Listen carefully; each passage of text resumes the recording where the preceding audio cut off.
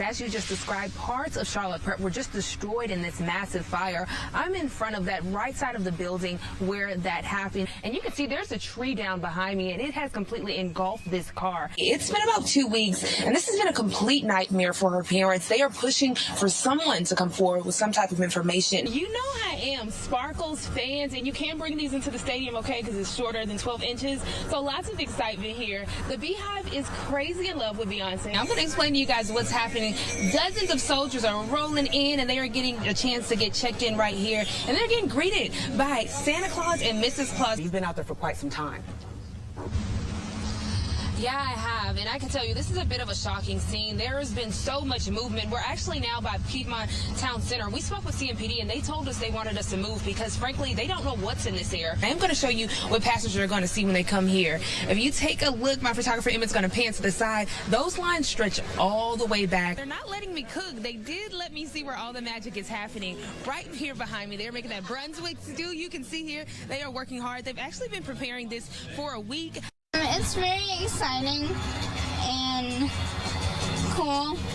Meet Sunny, a beautiful, vibrant little girl fighting for her life. Today, Hometown Heroes is doing what they've done for over 20 years, support families like Sunny's during hard times. Our world got turned upside down 11 months ago. Our healthy, normal child was diagnosed with a very severe, aggressive brain tumor. She just went from dancing and playing to sometimes having to be in a wheelchair. It's rough. It's hard to watch that.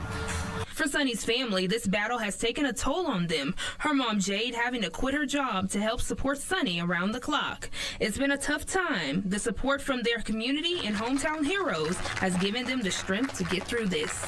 It's been amazing. They're really nice and really helpful with a lot of things that we need, and they are really great people. They're a blessing.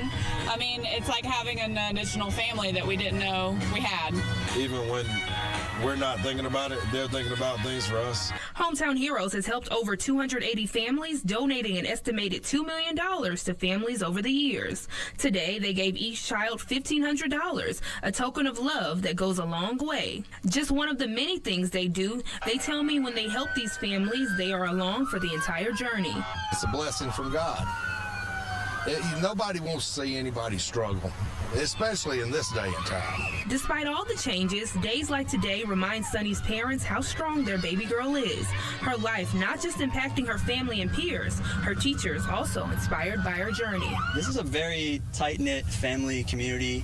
Everybody knows each other, everybody's super supportive, and we've all got each other's backs. And to have a student like Sunny who's kind of inspiring us all gives us something to rally around. When you're walking downtown, I'm going to show you what people are seeing. They are seeing stickers just like this. Now, when Salisbury first announced these plans, they had businesses and events in mind. They knew that a social district would bring not only more people, but more money to the downtown area. After a year, they've seen some success and made a fair share of mistakes.